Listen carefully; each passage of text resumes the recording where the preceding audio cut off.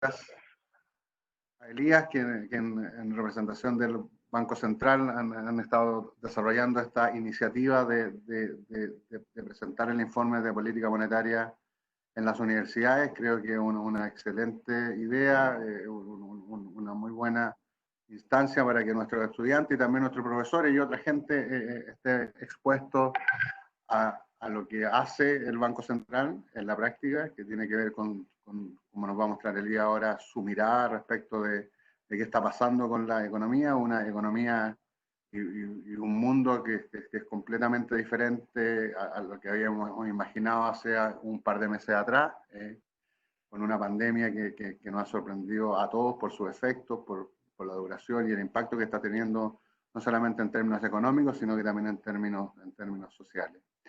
Y otro también para exponer a nuestros estudiantes a cómo se hace política monetaria en la práctica y no solamente en los libros de texto. Y esto es una gran ayuda que nos hace el Banco Central para que nuestros estudiantes entiendan y aprendan más allá de los modelos macro, más allá del libro del profesor de Gregorio, sino que aquí vamos a tener una exposición respecto de cómo se ve la economía, cuáles son las proyecciones, y además las distintas medidas de política que se han ido tomando durante el último.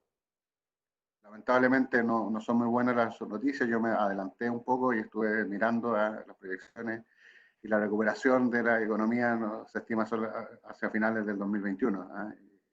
Una noticia no muy buena y requiere que hagamos más esfuerzos, no solamente desde el punto de vista de política, sino que también en nuestro comportamiento diario respecto de respetar cuarentena y limitar la movilidad conjuntamente con políticas más agresivas desde el punto de vista fiscal para poder ir a los hogares donde la movilidad es una necesidad y no es un gusto. Política monetaria complementando la política fiscal coordinadamente, como es en el caso de Chile, nos da un marco de política que es mucho mejor que el marco de política que tienen otras economías. Habiendo dicho eso, le voy a presentar también a Elías. Elías es gerente de la División de Política Monetaria del Banco Central desde agosto del año 2018. Anteriormente fue gerente de estudios del Banco Central, gerente de modelación y análisis económico también. Él es ingeniero comercial y magíster en economía financiera de la Universidad Católica y tiene un doctorado en la Universidad de Harvard. Finalmente se desempeñó como economista senior en la gerencia de investigación económica y previamente él tuvo un paso por la Universidad of Southern California, donde fue profesor asistente de economía y finanzas entre el año 2010 y el 2013. Elías ha sido también profesor en distintas instituciones y en particular también ha hecho clases, ¿cierto?, con nosotros, así que es un gusto tenerlo acá, un profesional con una trayectoria brillante y es también un economista que sabe explicar los intrincados modelos macroeconómicos, aterrizarlos al mundo real, y eso es parte de lo que nuestros estudiantes están esperando hoy de esta centro presentación. Así que con agradecerle a Lía, al Bagli y al Banco Central por esta posibilidad, lo dejo con la palabra para que nos presente el informe de política monetaria. Muchas gracias, Elías, por estar acá. Muchas gracias, Roberto. Pensaba comenzar con quizás 2 minutos de motivación de qué es lo que es el IPOM, ¿ya? ¿Qué rol juega para el Banco Central? Como me imagino muchos de ustedes saben, el Banco Central tiene dos objetivos principales. El primero es preservar la estabilidad de la moneda, o sea, básicamente que la inflación sea baja y estable en torno al 3%, y el segundo tiene que ver con la estabilidad del sistema de pago, que se asocia más bien a temas de estabilidad financiera. Y yo me voy a referir a básicamente el primer objetivo hoy día, y ese es el contexto donde se construye el informe de política monetaria. Ahora, ¿por qué es necesario e importante tener este informe? ¿Ya? En general, no solamente en la coyuntura actual. Porque el Banco Central y ningún Banco Central del mundo puede prometerle a la gente que la inflación va a ser 3% el próximo mes. Eso es imposible. ¿Ya? Y es imposible porque hay un montón de shocks que le pegan a la economía. En el caso de nosotros, por ejemplo, el tipo de cambio, un shock que mueve la inflación de manera bastante relevante en el corto plazo. tenemos shocks de precios de alimentos. Entonces el Banco Central no hace ese tipo de promesa, más bien lo que promete es que con las decisiones de política monetaria, que en el fondo le van dando un poquito más de vuelo o le van restando dinamismo a la economía en el margen, dependiendo de la situación cíclica, lo que el Banco Central trata de hacer es que la inflación sea 3% en un horizonte de 2 años, no hoy día. ¿Ya? Lo cual suena como raro. ¿Cómo vamos a hacer que la inflación en 2 años sea 3%? Lo hacemos con proyecciones. Tenemos modelos, tenemos intuición, tenemos juicio, tenemos muchas conversaciones en un grupo que es aproximadamente de 80 personas trabajando para este objetivo. Tenemos mucha interacción con el Consejo, el Banco Central de Chile, ¿cierto? Entonces, ¿de qué sale ese proceso? Salen proyecciones donde, dadas las condiciones de la economía y dada como uno espera que vayan evolucionando, eso va afectando las presiones inflacionarias, no hoy, sino que en un horizonte de 2 años. ¿Ya? Entonces lo que el banco hace concretamente es que tiene una meta de inflación que está basada en proyecciones. Nosotros estamos cumpliendo nuestro objetivo cuando le damos al Consejo una proyección que dice, con esta política monetaria, la inflación debiera converger a 3% en un horizonte de 2 años. ¿Ya? Ahora, para que sea creíble lo que uno hace, dado que se trata de un ejercicio de proyecciones a un plazo más o menos largo, uno tiene que explicar un poquito cómo hace esto. O sea, si está todo apuntando a que las presiones son muy deflacionarias, el banco no puede llegar y simplemente decir, mira, por un acto de fe, la inflación va a ser 3%, punto. Si hiciéramos eso, la expectativa de inflación se desanclaría muy rápido. La gente ya no esperaría que la inflación sea 3% en 2 años porque no nos creerían. Entonces, ese es el rol que juega el IPOM en general. El IPOM explica cómo se hacen estas proyecciones, explica por qué la situación actual de la economía y, en particular, el impulso monetario que se deriva de esta situación económica es coherente con la inflación, con una inflación que converge a 3% en 2 años. ¿Ya? Hay veces que eso es más simple porque la inflación ya está muy cerca de 3%, porque no se ve grandes desajustes de la brecha de actividad, por ejemplo, pero hay veces que es más difícil. Hay veces como por ejemplo hoy día, donde tenemos un tipo de cambio que se ha apreciado en los últimos meses, desde máximos que alcanzó.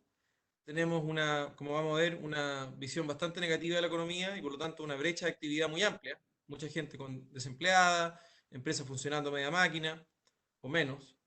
Y por lo tanto tenemos presiones más bien deflacionarias. Y por lo tanto es importante que el banco amplíe el estímulo monetario. O sea, en pocas palabras, que baje más las tasas de interés para incentivar la actividad económica. Y es con ese mayor impulso monetario que nosotros esperamos que haya una convergencia de inflación. ¿Ya? Pero eso hay que explicarlo. Hay que explicarlo en un informe que tiene una introducción, tiene capítulos, tiene gráficos, para que la gente lo pueda entender.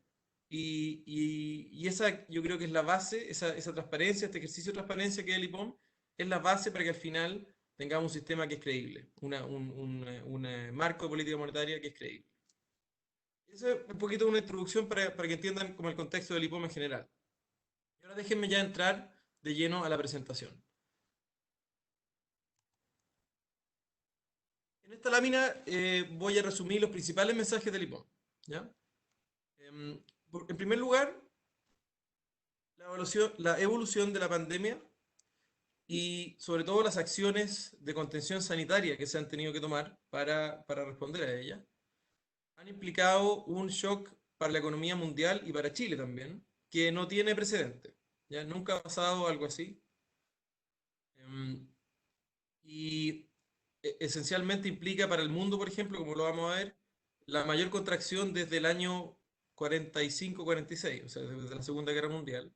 Y para Chile es la mayor contracción desde el año 82-83, que fue la crisis financiera tremenda que tuvimos en esa época.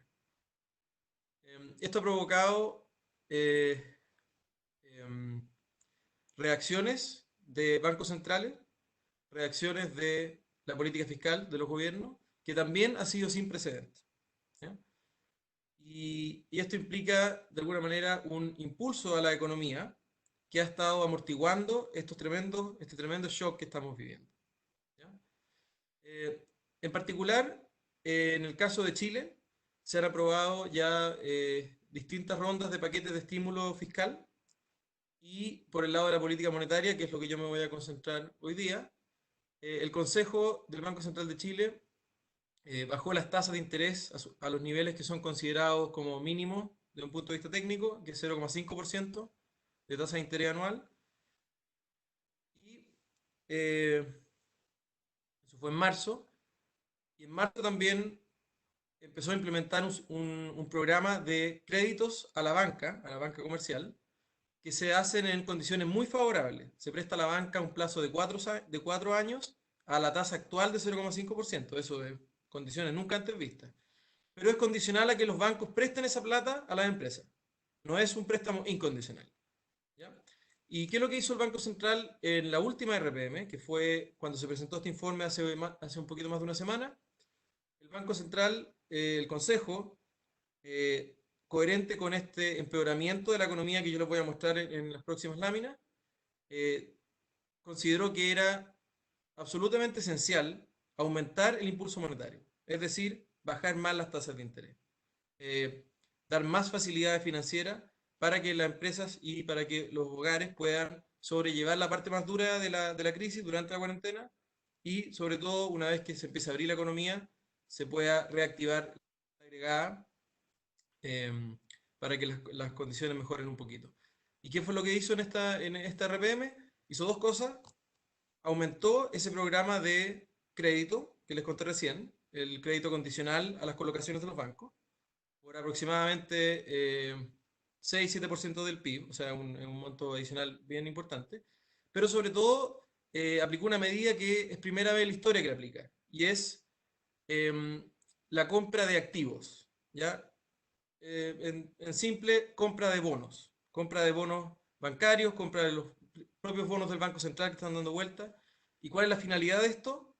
Es esencialmente reducir las tasas de interés, no solamente de corto plazo, que eso ya lo hicimos y no podemos seguir haciéndolo porque ya estamos en el mínimo, sino que las tasas de largo plazo.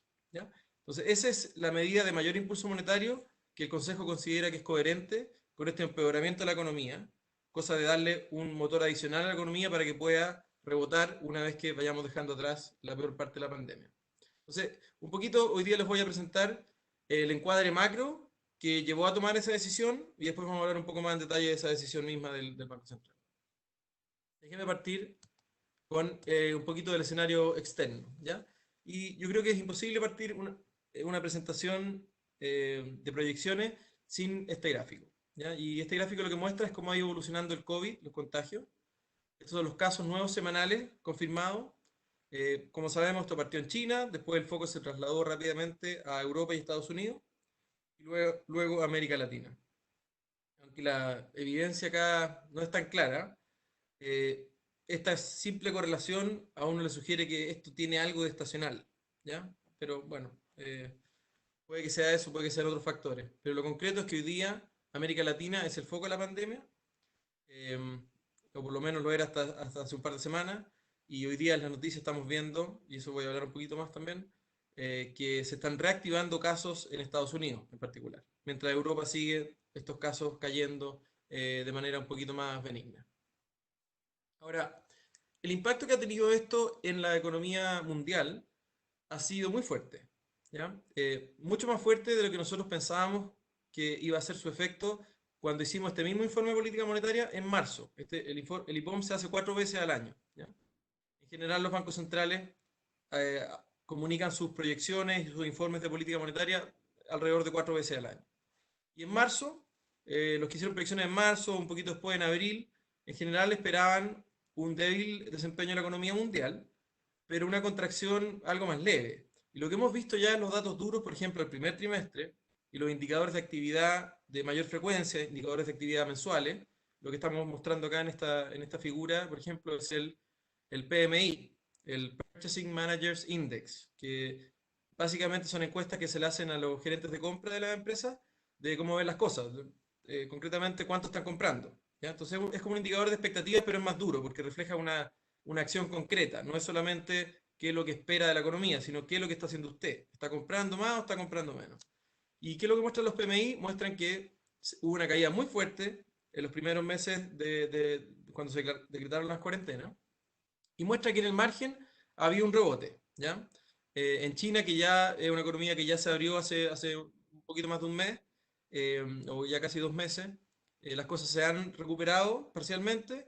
En la eurozona y en Estados Unidos también es el caso que las cosas se están recuperando. En el margen estamos teniendo mejores noticias, pero eso no quita el hecho de que respecto a lo que pensábamos hace 2 o 3 meses atrás, las perspectivas para la economía mundial son bastante peores. Y el gráfico de la derecha yo creo que muestra una de las principales razones de por qué creemos que son peores estas perspectivas, ¿ya? Tiene que ver con los contagios mismos, de que el virus es más complicado de lo que se pensaba inicialmente, pero yo creo que sobre todo tiene que ver con que ya hay algunos daños económicos que no van a ser tan fáciles de deshacer, ¿ya? Y esto es básicamente lo que está ocurriendo en los mercados laborales del mundo. Entonces, este gráfico de la derecha muestra cómo ha subido la tasa de desempleo. En Estados Unidos la tasa llegó casi a 20%, y en el último registro tiende a devolverse un poquito, lo cual fue una buena noticia. Pero igual, buena noticia dentro de algo bastante malo. O sea, tenemos un nivel muy alto de desempleo en Estados Unidos. No es así el caso, por ejemplo, en otros países, en particular los países europeos que están graficados acá, porque como sabemos, en Europa la red de protección social es mucho más profunda que en Estados Unidos, ¿ya? Y acá, en estos países, los programas de retención de empleos, en particular estos programas donde el gobierno le paga totalmente o parcialmente los sueldos de las personas mientras están en este periodo de cuarentena, ha hecho que las empresas, bueno, tengan mucho menos incentivo a despedir a la gente, porque los sueldos los está pagando el gobierno, o gran parte lo está pagando el gobierno. En Estados Unidos esto se trató de hacer con algunos planes, pero no fueron tan efectivos, y en Estados Unidos el desempleo aumentó muy rápido. O sea, teníamos destrucción, se destruyeron más de 20 millones de empleos en 2 meses. ¿Ya? O sea, es una cuestión nunca antes vista. Entonces, ¿qué es lo que esto implica? Que aunque tomemos un escenario más o menos optimista, donde las cosas se normalizan y no hay un rebrote del virus muy fuerte, el desempleo en algunos lugares va a tardar en reubicarse. Esa gente no va a ser contratada inmediatamente de nuevo, ¿ya? Y eso hace que cuando uno ve las proyecciones de las distintas contrapartes, se estén ajustando a la baja para este año, y sigue esperando un rebote el próximo año, pero un rebote que es más lento de lo que hubiéramos esperado y lo que esperábamos cuando hicimos esto en marzo, por ejemplo, ¿ya? Ahora, eh, estas proyecciones que hacemos nosotros y las que hacen otros bancos centrales y otros organismos, bancos de inversión, etcétera, se hacen en un contexto de mucha mayor incertidumbre a lo usual, ¿ya? Y para mostrarles esto de manera concreta, en esta lámina les estoy compartiendo dos elementos. El primero tiene que ver con las mediciones directas de la incertidumbre. Ya estos son, para los años recientes, son búsquedas en Google de términos que están relacionados con la palabra incertidumbre, etcétera. Y para atrás está hecho con reportes de diario. Entonces lo que muestra esto es que los niveles actuales de incertidumbre son los máximos que se ven en la historia, ¿ya? Y la lámina, o sea, el cuadrito de la derecha, lo que muestra es cómo esta incertidumbre ha afectado la manera que los bancos centrales comunican sus proyecciones, ¿ya? Entonces, el- la columna más de la derecha muestra la amplitud de proyecciones usual que haría un banco central en esta etapa del año para la proyección del año, ¿ya? So, por ejemplo, la eurozona, el Banco Central Europeo, haría una proyección que tiene un rango de un punto porcentual. Por ejemplo, estimamos que la zona euro va a crecer entre 1 y 2%. ¿Ya? Eso hubiera sido una estimación usual. Hoy día están dando un rango, ni siquiera dan un rango, dan tres escenarios. El escenario positivo, positivo, entre comillas, tiene una contracción de -6 para la zona euro en promedio, y el escenario negativo tiene -12, -12,6. O sea, tiene un rango de casi 6, de más de 6 puntos porcentuales. O sea, 6 veces más de lo usual. Para que tengan, para hacerlo bien concreto, esto que uno habla que hay harta incertidumbre, esto tiene implicancias concretas. La gente que hace proyecciones tiene, por lo menos en la eurozona, 6 veces más incertidumbre que lo usual, por lo menos como comunican su rango. Se puede ver algo similar en el caso de España, de Italia. Muchos de estos países, los bancos centrales hacen proyecciones puntuales, usualmente, y ahora tienen estos escenarios, o tienen rangos que son muy amplios. También en el caso de las proyecciones que estamos haciendo nosotros, y eso lo voy a comentar más adelante. Ahora, como les adelanté al principio, también es verdad que la crisis, esta inédita crisis, también ha tenido una reacción inédita de política fiscal y política monetaria. El cuadro de la derecha de esta figura muestra qué es lo que ha hecho Estados Unidos en términos de política monetaria y política fiscal, la zona euro, Reino Unido y Alemania, solo para dar algunos ejemplos de países desarrollados. Y vemos que tienen programas fiscales que como porcentaje del PIB van por lo muy debajo, por 5% mínimo, y hay países como por ejemplo Alemania que tienen paquetes fiscales mayores al 30% del PIB para este año. O sea, tremendo impulso fiscal para hacer frente a esta pandemia. Entonces, cuando yo les contaba que están pagando los sueldos de las personas que tienen que estar en la casa, o que tuvieron que estar en la casa estos últimos meses, eso es parte importante de estos planes fiscales. Ya esa plata se está yendo ahí y para otras cosas también. Ahora, no solamente han habido planes fiscales sin precedentes, sino que la política monetaria también ha sido mucho más expansiva. Entonces, los primeros meses, o las primeras semanas, de hecho, de que se hizo más claro ya que esta pandemia venía en serio, los bancos centrales bajaron la tasa a cero, las tasas tradicionales, que son tasas a las cuales se prestan los bancos de un día para otro.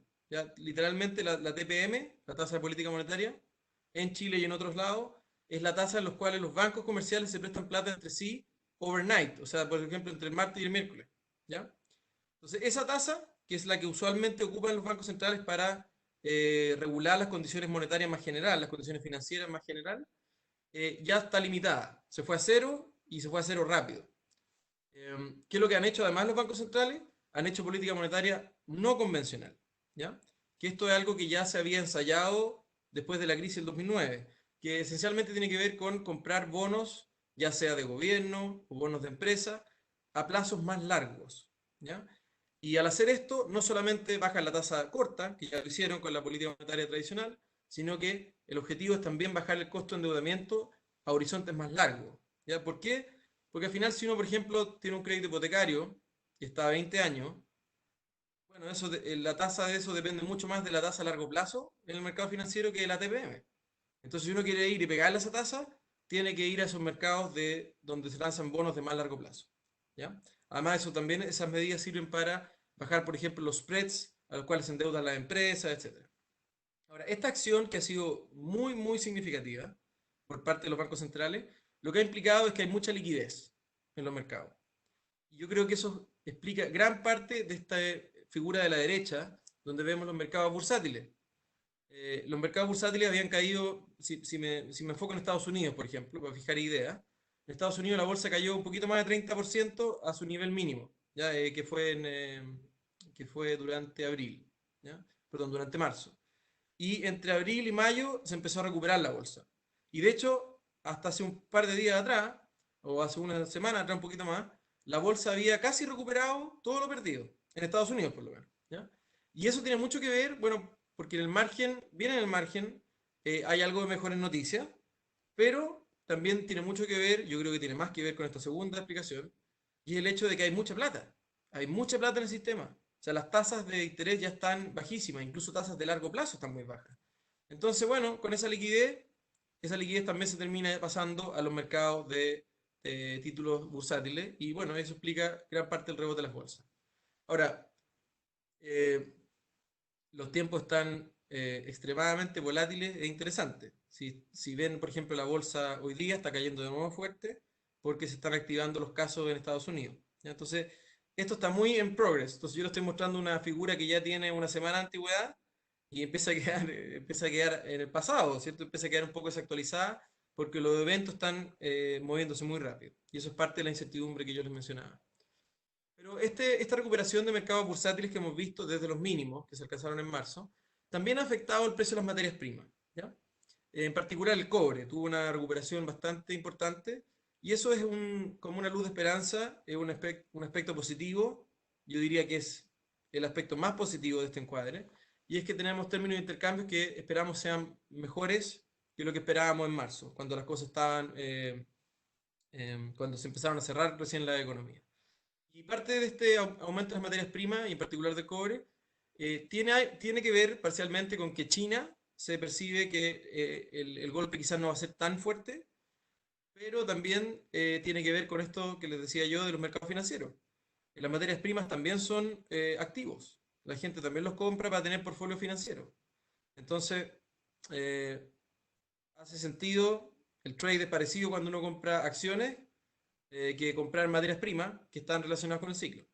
Entonces es difícil distinguir cuánto de estos aumentos de las materias primas tienen que ver con una legítima mejor percepción de la actividad mundial o cuánto tiene que ver con que hay más liquidez en los mercados financieros. Yo tiendo a favorecer más la segunda interpretación, porque es verdad que las cosas pueden haber mejorado la última semana, pero la verdad es que las proyecciones mundiales son mucho más negativas que las que teníamos en marzo. Entonces eso es lo que me cuesta a mí para cuadrar esta película de las materias primas. Vámonos pasando ya más a lo local. Ya entonces quiero primero hablar un poquito de América Latina. Como vimos en la figura, LATAM ya es la región donde se están registrando, donde está el foco del virus hoy día. Y eso ya se está viendo en las cifras económicas. Entonces lo que muestra el gráfico de la izquierda son los indicadores mensuales de actividad económica. Destaca el caso de Perú, donde el IMASEC de Perú, equivalente al IMASEC nuestro, ¿cierto? Que es el índice mensual de actividad económica, que es como el PIB del año. Compara el PIB de abril de este año respecto del PIB de abril del año pasado. Bueno, el PIB de abril de Perú fue 40% menor, o sea, casi prácticamente la mitad del PIB que se generó el año pasado. Es verdad que Perú tiene un sector informal grande, no es igual que Chile, pero estos números no se habían visto nunca, o sea, se habían visto hace muchas décadas. Entonces, esto ya está mostrando, también se ven correcciones muy fuertes en Argentina, ya les voy a mostrar la de Chile, que también es fuerte, en Colombia, en Brasil. Entonces, todos los países, los indicadores de actividad ya están resintiéndose fuertemente eh, ante las cuarentenas que hemos visto.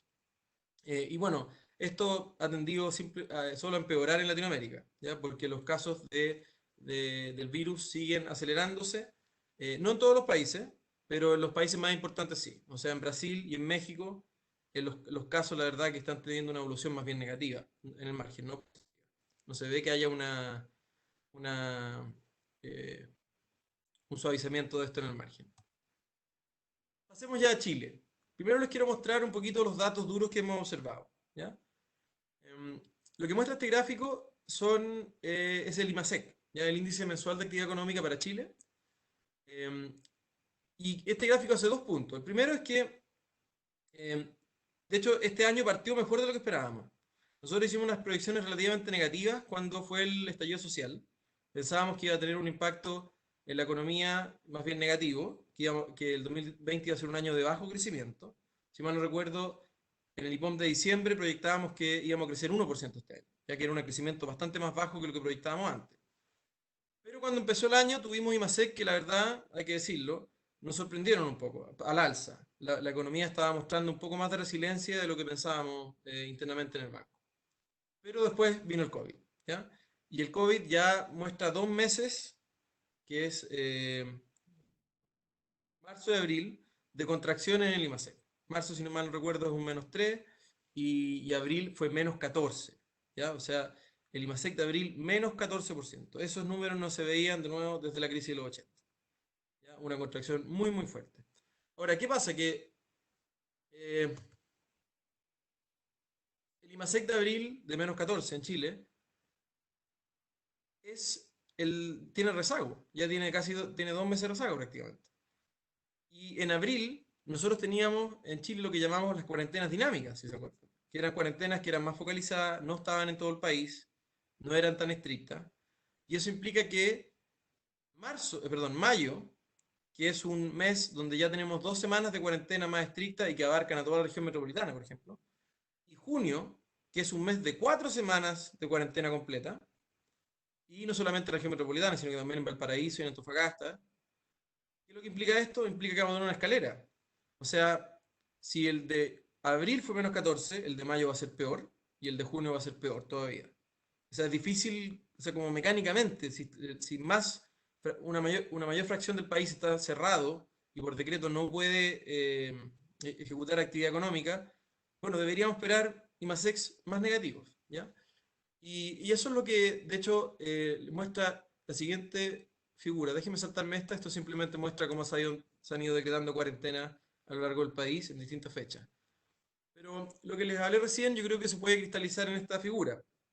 Lo que esto muestra es qué es lo que proyectaba el mercado, la triple E, que es la encuesta de expectativa económica, que son una encuesta que se hace a muchos analistas locales. ¿Qué es lo que esperaban estos analistas para el PIB, no de un mes específico, sino que el PIB del segundo trimestre? ¿Ya? O sea, enero, febrero, marzo, sería abril, mayo, junio. El IMASEC junto de abril, mayo, junio. ¿Qué esperan que sea ese PIB en comparación con el mismo periodo del año pasado. ¿Cuál va a ser la tasa de crecimiento? Entonces, cuando digamos el mes de abril, con las cuarentenas dinámicas, la gente anticipaba, los analistas anticipaban, esta es la mediana de la AAA, anticipaban una contracción en torno a 5% para el trimestre, para el segundo trimestre. Cuando llegamos al mes de mayo, que ya teníamos una idea que las cuarentenas venían un poco peor, esa proyección se había ajustado y ya estaba como en -7 al trimestre. Pero ya en junio, cuando sabíamos que las cuarentenas iban a durar las 2 últimas semanas de mayo y varias semanas de junio, el mercado ya estaba aproximadamente en -13%. ¿Ya? Esto no es para un mes, esto es para los 3 meses del segundo trimestre, en promedio. Pero esto, de nuevo, es antes de que se decretaran las cuarentenas totales para junio y que supiéramos cómo ha ido evolucionando el virus en Chile. Entonces, yo, por ejemplo, les puedo adelantar que, dado que eh, abril, tiene -14 de IMASEC y esperamos que mayo y junio tengan un IMASEC aún peor, obviamente nuestra proyección para el trimestre es peor a este -13% que sale acá. Porque el mejor de los meses, de esos 3 meses, ya tiene un -14. ¿Ya? O sea, segundo trimestre, muy malo. Se espera una contracción importante, no vista desde la crisis del 82-83. Ahora, esta es una contracción bien mecánica, ¿ya? No tiene mucho que ver con temas económicos, es simplemente que la gente no puede salir a trabajar. Lo que no es obvio es, bueno, cuál es la cuantificación de eso en términos de pérdida de actividad. Y eso ya lo estamos viendo con los indicadores de IMASEC. ¿Ya? Ahora, una característica importante de esta pandemia, y esto es verdad en Chile y en otros países también, es que no le pega a todos los sectores igual. ¿Ya? Hay sectores que son aquellos que son más intensivos en interacción social, que son los más afectados. O sea, comercio, todo lo que es transporte, imagínense la aerolínea, eh, todo lo que son servicios personales y restaurantes y hoteles. ¿Ya? O sea, estas áreas estos sectores de la economía están muy, muy, muy golpeados. Y una manera de verlo se pueden ver también en los IMASEC sectoriales, una vez que se van divulgando esos IMASEC, pero también se puede ver, quizás con menor rezago, en los indicadores de empleo. ¿Ya? Y esto ya lo muestra la figura de la derecha, donde muestra el porcentaje de trabajadores asalariados de cada sector que se han acogido a la Ley de Protección del Empleo. ¿Ya? Y como vemos, construcción, comercio, restaurantes, hoteles, transporte, son de los sectores más golpeados. ¿Ya? Ahora, construcción es menos intensivo en interacción social, pero es un sector que sí se ha visto muy afectado por las cuarentenas, porque no se permite ir a la faena. Y también, pensando más adelante, es un sector que se va a ver muy afectado porque es cíclico. O sea, en la medida que la economía permanezca débil, este sector va a permanecer débil también. Ahora, yo les comenté que primero quería mostrarles datos duros, cosas que han pasado. ¿Ya? Para la segunda parte de la presentación, eh, contarles qué es lo que nosotros proyectamos que es posible que pase. Pero para entender qué es lo que es posible que pase con el PIB, con el crecimiento, es clave tener una idea de qué es lo que es razonable que puede pasar con los principales componentes de la demanda agregada. ¿Ya? ¿Cuáles son esos componentes? El consumo, que es aproximadamente un poco más del 60% del PIB, y la inversión, ¿ya? Que es otro veintitantos por ciento. Entonces, eso es un ejercicio muy útil para entender las proyecciones, es pensar qué es lo que nos dicen los fundamentos de estos componentes de la demanda. ¿Ya? Entonces, los principales fundamentos del consumo, el principal fundamento es el mercado laboral. O sea, el mayor determinante, o si uno quiere entender para dónde va el consumo, tiene que tener una buena idea de cómo está el mercado laboral. Si el mercado laboral está apretado, la tasa de empleo es baja, los salarios están creciendo de manera robusta, bueno, uno tiende a hacer proyecciones mejores para el consumo. Entonces, lo que primero quiero hacer en esta lámina en esta y la siguiente, es revisar alguna evidencia que nos da una idea de cómo están los fundamentos de la demanda, ¿ya? En particular en esta lámina del consumo. Y esos fundamentos, como les decía, tienen que ver con el mercado laboral. ¿Qué es lo que muestra esta lámina? Arriba muestra cómo ha evolucionado eh, el mercado laboral de acuerdo a la medición del INE. ¿Ya? El INE, la última medición que tiene es el trimestre móvil que termina en abril. ¿Ya? O sea, febrero, marzo, abril. ¿Qué es lo que significa que es un trimestre móvil? Que la encuesta del INE no se toma toda en abril, sino que se toma parte en febrero, más o menos un tercio en marzo y un tercio en abril. Y eso quiere decir que los datos que nosotros tenemos son literalmente un promedio móvil de los últimos 3 meses. O sea, no es el dato marginal de abril. Y eso implica que estos datos tienen algo de rezago, ¿no es cierto? O sea, no solamente tienen rezago porque es de abril y no es de mayo, sino que tiene rezago porque no es exactamente la foto del mercado laboral en abril, sino que es un promedio de meses donde ya todavía no había COVID, ¿ya? Pero con esa salvedad, ¿qué es lo que ya estamos viendo en los indicadores del INE? Estamos viendo una destrucción de empleo muy significativa, ¿ya? Entonces, si miran este gráfico, estamos pasando de valores en torno a 9 millones de personas que están ocupadas, creo que era 9,1, o sea, 9 millones 100 mil personas, y eso era en febrero, antes de que empiece el COVID, y el trimestre móvil que termina en abril tiene aproximadamente 8,2 millones de personas. O sea, tiene una destrucción de 900.000 empleos. 900.000 empleos. Eso es un poquito menos del 10% de la fuerza de trabajo. Ahora, no hemos visto un aumento de la tasa de desempleo de 10%, ¿cierto? La tasa de desempleo estaba, de acuerdo al INE, está en 9 en abril. Y subió de aproximadamente 7,5 a 9. Ya, o sea, se ve un aumento, pero no es de 10%. ¿Y cuál es la razón de que no se ve ese aumento? Esto es lo otro que muestra el gráfico. Que la mayor parte de esa gente que no está ocupada se declara como inactiva. No se declara como que está buscando empleo. ¿Ya? Y es porque están en su casa. O sea, están en sus casas, no tienen cómo ir a buscar empleo. Entonces, cuando se hace una encuesta y les pregunta, ¿usted está empleado? No, ya no estoy empleado. ¿Pero está buscando empleo? No, no, no estoy buscando porque, bueno, estoy en mi casa. Entonces, lo que se ha visto es un salto discreto en la inactividad. ¿Ya? Y eso lo que está en el fondo haciendo es amortiguar, entre comillas, el indicador de desempleo. Y por eso yo creo que es más útil mirar qué es lo que ha pasado con el empleo, no tanto con la tasa de desempleo. Entonces, con los datos de hasta abril, con este trimestre móvil que les explicaba, tenemos una destrucción de aproximadamente 1 millón de empleos. Después tenemos otra encuesta de empleo, que es la que está abajo. Esta es la encuesta de la Universidad Católica, que es mensual. Sí son datos marginales, o sea, se toma solamente durante ese mes y se reporta ese mes. Y tiene, como también tiene una escala más chica que la del INE, o sea, son menos personas encuestadas. Se puede hacer con esta mayor frecuencia y y con menor rezago, y tiene el dato de mayo. ¿Ya? ¿Y qué es lo que vimos entre abril y mayo, de acuerdo a esta encuesta? Que entre abril y mayo se perdieron 600.000 empleos más. ¿Ya? O sea, si lo sumamos, estamos hablando ya más de 1,5 millones de personas que han perdido el empleo desde el mes de febrero. ¿Ya? O sea, esto es tremendo, un shock tremendo en el mercado del trabajo. Em, no solamente se ha perdido trabajo, sino que las personas que se declaran empleadas están trabajando menos horas que lo habitual. De hecho, el registro de horas trabajadas, que también lo mide el INE, está en su nivel mínimo histórico. ¿Ya? Y además, los salarios también se han resentido. Los indicadores de salarios, que también vienen de la encuesta del INE, eh, están marcando registros negativos. ¿Ya? O sea, tenemos menos empleo, tenemos menos horas trabajadas y tenemos menos salarios en el margen. Una película de mercado laboral bastante negativa, por decirlo menos. Ahora, esto ha sido amortiguado en forma importante por la Ley de Protección del Empleo.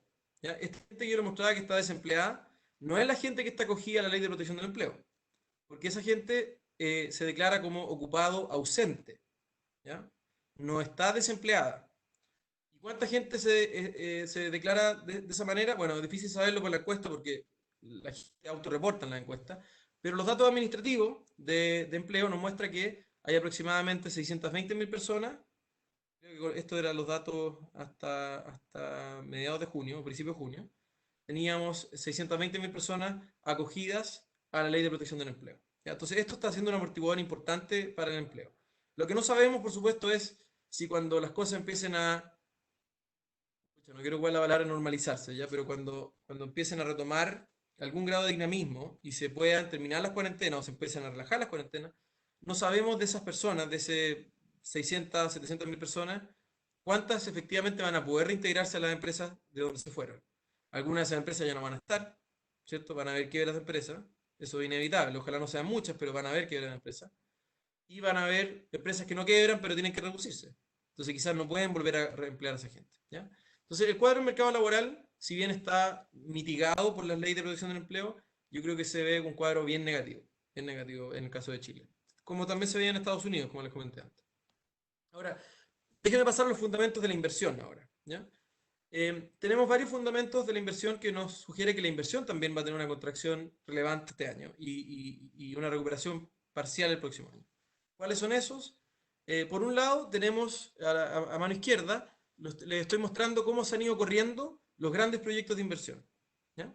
Entonces, piensen la inversión como en más o menos tres partes. ¿Ya? La primera parte son los grandes proyectos. Ahí están todos los proyectos mineros, proyectos industriales como el MAPA, por ejemplo. Esos proyectos se informan en un catastro de proyectos y esos proyectos se han ido corriendo. Ya se han ido corriendo por las mismas restricciones que hay. La buena noticia es que no se han suspendido. No se ha suspendido ningún, o sea, perdón, no se ha cancelado ningún proyecto grande hasta ahora. Lo que ha pasado es que las cuarentenas han obligado a la faena a empezar a aplazar las cosas hacia fines de año, principio del próximo año o mediados del próximo año. Entonces se corren los proyectos de inversión en el tiempo. Y eso implica menos inversión ahora y en el margen una recuperación de la inversión el próximo año. La otra parte de la inversión es la inversión inmobiliaria, ¿ya? Y la otra parte de la inversión importante es la inversión que hacen las empresas no mineras, no sé, galpones o compra de máquinas, etcétera, inversión que está relacionada con el crecimiento proyectado de las empresas. Entonces, para tener una idea de ese componente, es útil mirar indicadores que se relacionan bien con esos componentes históricamente. Entonces, eso es lo que muestra el gráfico a la derecha, que muestra, por ejemplo, las importaciones de bienes de capital. Básicamente, la gran parte de inversión en maquinaria y equipo que se hace en Chile se importa. Entonces, es un buen indicador líder de cómo va la inversión. ¿Qué es lo que vemos? Vemos que históricamente se correlaciona bastante bien con la bolsa, y la bolsa, bueno, se ha visto afectada en Chile. Y tenemos también otros indicadores de expectativas de empresas que muestran que las perspectivas son muy negativas. De hecho, el INSEE, que es la encuesta que se le hace a empresas, está en los menores niveles que se tienen registro. ¿Ya? Entonces tampoco se ve muy auspicioso el programa por el punto de vista de la inversión. Bien, déjeme ya pasar a la parte de proyecciones. ¿Ya? Una vez que ya discutimos un poquito de estos antecedentes de los fundamentos del consumo y de la inversión y de cómo ha evolucionado el virus y en particular cómo ya se ve eso en algunos indicadores de actividad. ¿Ya? ¿Qué es cuáles son los principales supuestos para las proyecciones? Primero, el escenario central. Nosotros tenemos varios escenarios de proyecciones. Le voy a hablar un poco del escenario central. ¿Ya? Asume que la situación sanitaria irá mejorando durante el transcurso del tercer trimestre. Entonces, en particular, nosotros esperamos las cuarentenas que se han anunciado hasta ahora, que a esta altura implica que básicamente esta es la última semana de cuarentena fuerte. ¿Ya? Eso es lo que se ha decretado hasta ahora por la autoridad. Estos días me imagino vamos a tener novedades respecto de eso. Pero el escenario central asume que ya a partir de julio las cuarentenas no es que desaparezcan, sino que se van levantando gradualmente, ¿ya? Y la actividad se puede ir retomando gradualmente durante el tercer trimestre. Entonces esperamos ver un rebote en el tercer trimestre, pero que eso no va a ser completo ese rebote. Vamos a tener el efecto que les mencionaba del desempleo, mucha gente que no va a poder ser reubicada y la demanda va a estar débil por esa parte, entonces la recuperación no va a ser tan fuerte el tercer trimestre y esperamos que gradualmente, a medida que pasa el siguiente año, el nivel de actividad económica se pueda ir retomando.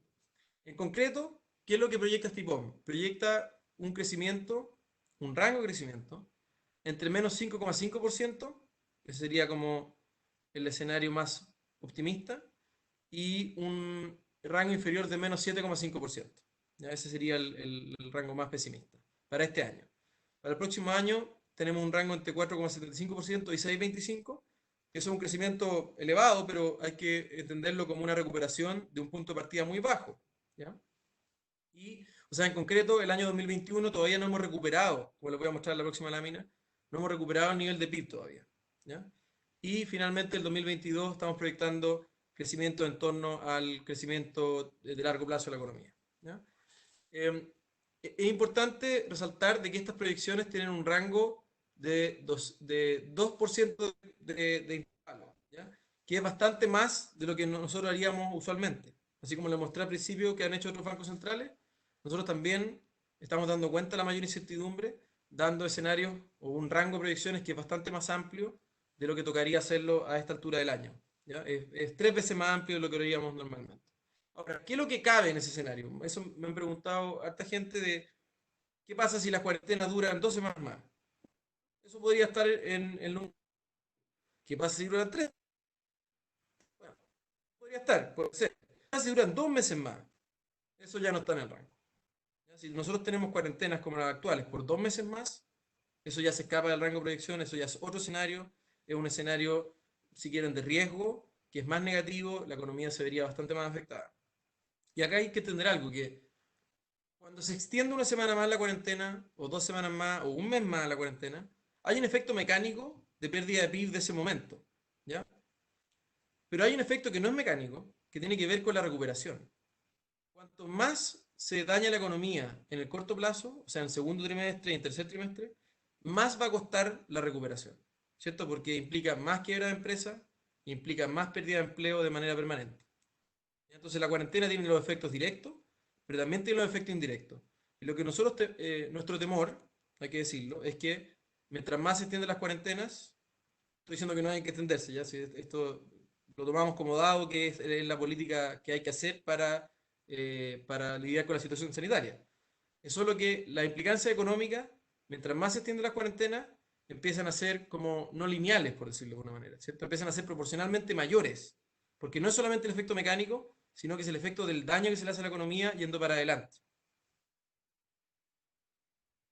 Bien, concretamente así se ve la proyección de actividad en niveles, ¿ya? Entonces, Roberto de hecho hacía alusión a esto cuando hizo la introducción.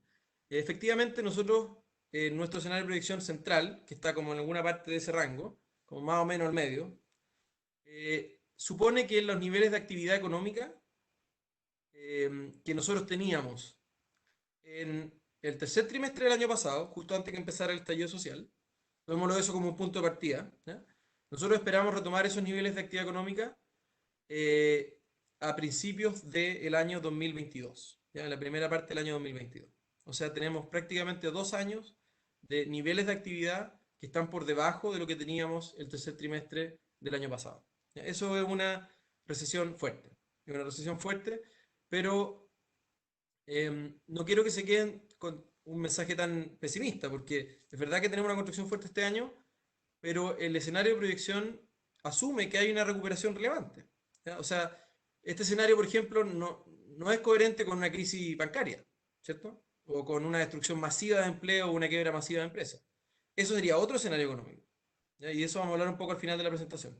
Pero este escenario central de proyecciones y los rangos, que son más relativamente acotados, lo que están dando cuenta es de una economía que se ve resentida por las cuarentenas, pero que tiene capacidad de retomar crecimiento en los próximos años, ¿ya? En términos de los componentes de la demanda, como ya le adelantaba, nosotros estamos estimando una contracción de la inversión, esa es la formación bruta de capital fijo que está a la izquierda del gráfico, en torno a casi 16% para este año. ¿Por qué razones? Algunas de ellas ya las adelanté, porque se han postergado grandes proyectos, porque en general hay malas perspectivas de demanda y mucha incertidumbre, y eso tiende a frenar la inversión en todo tipo de proyectos.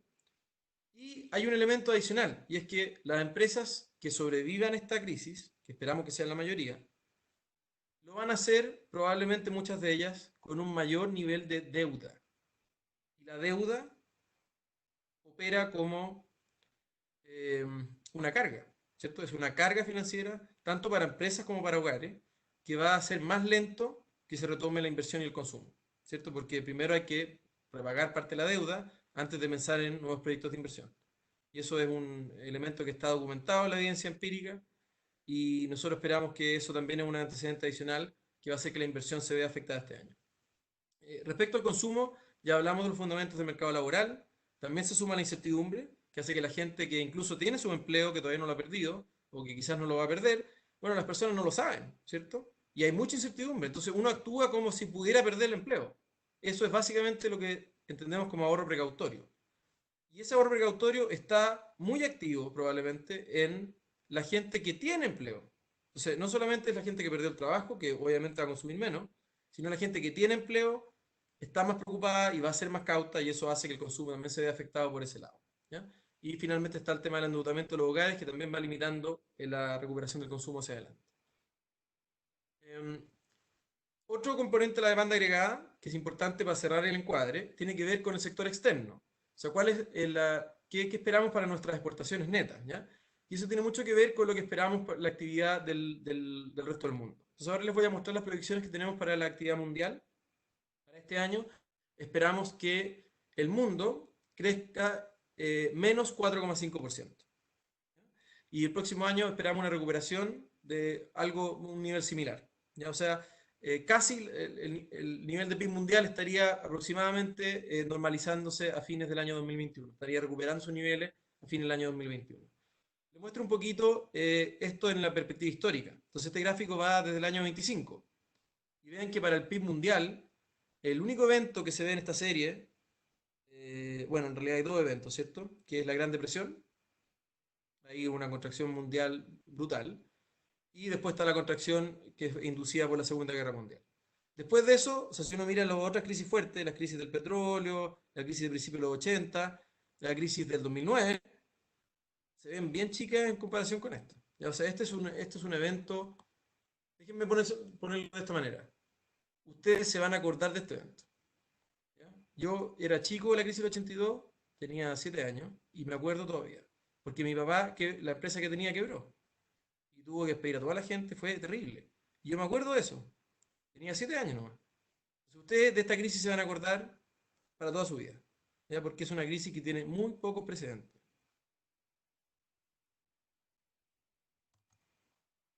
Ahora, retomando el tema de la incertidumbre, este gráfico lo que muestra es eh, cuál es la proyección de crecimiento que tenemos para el mundo, que es el menos 4,5%, comparado con otras contrapartes y comparado con lo que pensábamos en marzo. Entonces, fíjense que en marzo nosotros pensábamos que la economía mundial iba a crecer en torno a cero, era creo que menos 0,2, ya, pero muy cercano a cero.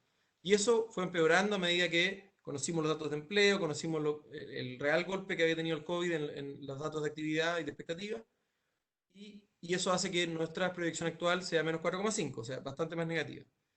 Y lo que muestra también esta lámina es el rango de proyecciones. ¿Ya? O sea, hay un rango de proyecciones de otras contrapartes, del Banco Mundial, del Fondo Monetario, de la OECD, de muchos bancos de inversión, ¿cierto? Goldman Sachs, Morgan Stanley, Bank of America, están todos ahí. Y hay un rango de proyección muy amplio. O sea, se espera un crecimiento bajo, probablemente el más bajo desde la Segunda Guerra Mundial, pero con un amplio rango de incertidumbre, ¿ya? En términos de las proyecciones. Ahora, yo les adelanté que los bancos centrales y los gobiernos a nivel mundial han articulado respuestas fuertes, ¿ya? Para lidiar con esta crisis. Y eso también es verdad en nuestro país. Después de los trámites legislativos eh, que se hicieron, en concreto se han anunciado dos programas de emergencia. eh, Se gestó en los primeros meses de la crisis y otro que se anunció literalmente la semana pasada, ¿cierto? Que es el acuerdo para el plan de emergencia por la protección de ingresos de las familias y reactivación económica y empleo. ¿Ya? ¿Cuáles son los highlights de este programa? Tiene un componente importante de transferencias a sectores más vulnerables. Para que tengan una idea, este es un programa que es aproximadamente de 12 mil millones de dólares. Ya eso es como 5% del PIB, que se va a hacer en un espacio de aproximadamente un año y medio, quizás 2 años. Y de hecho estuvo motivado en gran parte por trabajo que se hizo por la gente de la Universidad de Chile, o sea, Gregorio, ¿cierto? Y otra gente que estuvo metida diseñando este programa, y yo creo que eso fue bastante influyente. Y esencialmente se aprobó un programa que es de esa magnitud, ¿ya? Y ¿qué es lo que tiene como foco? La protección a la familia, ¿cierto? Tiene un foco muy importante en transferencia, y ya a partir del próximo año tiene un foco que está más destinado a tratar de reactivar el empleo, ¿ya? Tiene harto sentido esto, porque no tiene mucho lógica tratar de incentivar la inversión ahora, ¿cierto? Porque está todo cerrado por decreto. Entonces la política de ahora, de más corto plazo, es una política de contención. Asegurarse que las familias tengan un nivel de ingreso mínimo para poder quedarse en su casa y no tener que salir, ¿cierto?, a dar vueltas y seguir contagiándose y esparciendo el virus. Entonces, hace mucho sentido que la primera parte de este programa se concentre en transferencia directa a la familia. Y ya cuando el virus, ojalá, se empiece a pasar y se empiece a retomar la actividad económica, ahí hace mucho sentido ponerle la ficha a una reactivación que le pone foco a la inversión, ¿cierto? Porque la inversión, al final, si ustedes piensan en los multiplicadores fiscales, la inversión es el que tiene de los mayores multiplicadores, ¿cierto? Porque genera empleo, básicamente por eso, ¿no? Ahora, ¿qué es lo que ha hecho el Banco Central? Y ya voy terminando con esto. El Banco Central ha hecho varias medidas de inyección de liquidez y el mercado cambiario, eso fue un poco antes, o fue más bien lidiando con el tema de la crisis social de fines del año pasado. Pero ya concretamente en esta crisis lo que hizo el banco fue que rápidamente bajó la tasa de interés a 0,5%, que es el valor que actualmente se considera como un límite inferior técnico, pero hasta ahí llega la política monetaria convencional. De ahí, ¿qué es lo que ha hecho el banco? Ha hecho política monetaria no convencional, ¿ya? Y eso depende se hace también con las atribuciones actuales que tiene el Banco Central. Entonces, el Banco Central, que tiene amplias atribuciones para lidiar con los bancos comerciales, por esa razón el banco ha puesto el foco ahí, ¿cierto? ¿Y cuál fue el primer programa que implementó el banco? Un programa, como les decía, la facilidad o el financiamiento condicional al incremento de las colocaciones. O sea, se ve si los bancos comerciales han aumentado sus colocaciones a las empresas y condicional a eso se les pasa plata, se les presta plata a tasas de 0,5% por un periodo de 4 años. O sea, son condiciones nunca antes vistas de financiamiento. Pero eso es condicional a que hayan incrementado sus colocaciones. Y eso es un programa que se aprobó en marzo y se aprobó por 10% del PIB, 24 mil millones. ¿Ya? Y ese programa se ha ido ocupando. Los bancos han ido sacando esa plata y de hecho eso ha explicado que el crédito no haya caído, como les voy a mostrar en la siguiente lámina. Pero en la última RPM lo que hizo el Banco Central fue, por un lado, profundizar esta medida. ¿Ya? O sea, de los 24 mil millones le sumamos 16 mil millones más. ¿Ya? O sea, ahora este programa en total le está pasando recursos a la banca o le va a pasar eventualmente, condicional a que presten la plata, por supuesto, le van a pasar hasta 40 mil millones de dólares a la banca comercial, ¿ya? Para que haga esta intermediación en condiciones muy favorables. Y también lo que hizo el banco, como les mencioné, fue estos programas de compra de activos que buscan actuar ya más en la parte larga de la curva de tasas de interés para reducir los préstamos, el costo de los préstamos, no del corto plazo, sino que créditos de consumo que son a más largo plazo o créditos hipotecarios que tienen también plazos más largos. Este gráfico muestra, esta lámina muestra evidencia que yo creo que es una buena noticia, ¿ya? ¿Y qué es lo que muestra concretamente? Cómo ha ido creciendo el crédito, ¿ya? El crédito a las empresas, ¿ya? Y fíjense que históricamente la línea azul, estoy hablando del gráfico a la derecha, ¿ya? La línea azul, que es la evolución de las colocaciones a empresas, son bastante procíclicas. Cuando la economía está en boom, hay harto crecimiento, muchos proyectos de inversión que son financiados con préstamos, entonces hay bastante aumento del crédito comercial.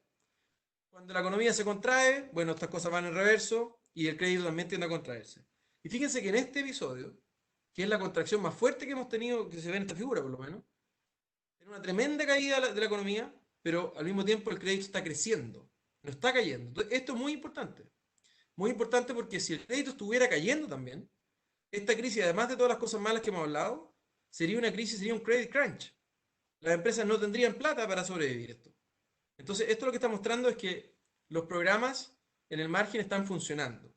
Ahora, no quiero decir que esto sea suficiente, ¿ya? Mi percepción es que esto todavía no es suficiente, ya que todavía hay muchas empresas que están pidiendo recursos y no están accediendo a crédito, ¿ya? Pero esto por lo menos muestra que no está ocurriendo una catástrofe, ¿ya? O sea, hay muchas empresas que necesitan plata y sí la están obteniendo, ¿ya? ¿Y cómo opera esto? Esto ha sido gracias a dos medidas, ¿ya? Una que tiene que ver con la política fiscal y otra con la política monetaria. La política fiscal tiene que ver con el hecho que el gobierno ha extendido las garantías que le da a la banca por hacer préstamos a empresas más pequeñas. Estos son los llamados créditos COVID, ¿cierto? Porque un banco, chuta, no le va a querer prestar plata a una empresa que tiene cero venta hace 2 meses. La probabilidad de no pago es alta. Entonces, ¿cómo hacemos para reducir ese riesgo desde el punto de vista de la banca? Porque si no, nadie va a prestar plata. Bueno, el gobierno aplica garantías estatales hasta por un 85% de esos créditos entregados de la banca. O sea, si la empresa no paga, a la empresa, al banco se le repone aproximadamente 85% en el caso de las empresas chicas, por ejemplo. Entonces, eso es lo primero, reducir el riesgo de crédito vía garantías. Ese es el rol de la política fiscal. Y la política monetaria ha apoyado este proceso prestándole plata a la banca a condiciones muy favorables. O sea, la política actúa reduciendo los niveles de riesgo y proveyendo la liquidez a tasas bajas para que los bancos tengan la plata para prestar estos recursos a las empresas. Y esto está funcionando en el margen. La pregunta es si está funcionando lo suficiente. Y para ser franco, no tenemos una buena respuesta a eso todavía, porque no tenemos, lamentablemente, esos datos micro, ¿ya? Esos datos que te muestran que una empresa específica que lo está pasando mal, si a esa empresa específica se le está dando la plata o no, eso todavía no lo sabemos, lamentablemente. Esta lámina, finalmente, he hablado súper poco de la inflación, ya que al final es la meta del banco. Pero esta lámina es como el core del informe, si quieren, ¿ya? Porque todos los antecedentes que les he presentado hasta ahora tienen implicancias para la convergencia inflacionaria. ¿Y qué es lo que tenemos en este encuadre? Tenemos un tipo de cambio que llegó a ser 860 pesos y hoy día está a niveles bastante más bajos. Eso es deflacionario el margen. Y tenemos una brecha de actividad, ¿ya? Una brecha de actividad, una debilidad de la actividad muy grande por un periodo relevante, ¿cierto? Más de un año. Y eso va a ser el factor dominante de la inflación. Entonces, por eso, ¿cómo es que la inflación converge finalmente? Bueno, converge en parte porque estamos estimulando la economía bastante. O sea, hay unos programas fiscales y monetarios, sobre todo, que le van a dar un impulso a la economía. Nosotros esperamos que le dé un impulso más allá del año, o sea, cuando la economía se empezara a abrir. Ahora, una pregunta importante que me han hecho varias veces y creo que es bueno recalcar. ¿Cómo sabemos que el impulso monetario es suficiente? La respuesta es, no sabemos. Tenemos una idea, nuestra mejor proyección es que es suficiente. Pero lo importante no es eso, lo importante es que si no es suficiente, el Consejo, el Banco Central, va a tomar medidas adicionales para que sea suficiente. Ese es el concepto clave aquí, ¿ya? Estas proyecciones son difíciles de hacer. Puede que pasen 3 meses y nos demos cuenta que la situación es peor de lo que pensábamos, o que en realidad no es tan mala. Entonces ahí, bueno, uno va recalibrando y va otorgando más impulso monetario o en el margen piensa que el estímulo que tiene puede ser correcto, ¿ya? Entonces eso es lo importante, más que achuntarle de una, es la capacidad de reaccionar de manera rápida a cómo va cambiando el ambiente. Bien, también el Banco Central dio un mensaje bien concreto de política monetaria más expansiva por largo tiempo. Esto es un wording, o sea, una frase que uno de repente la lee rápido, pero la verdad que es bien importante lo que dice. Dice, en el escenario central, el Consejo no espera elevar la tasa de interés de sus niveles mínimos por lo menos en 2 años más. Y eso es un statement que yo la verdad no tengo memoria de haber visto en un IPOM antes, ¿ya? O sea, es bien fuerte el mensaje de política monetaria convencional que se está dando. Y además están los programas no convencionales que ya les mencioné.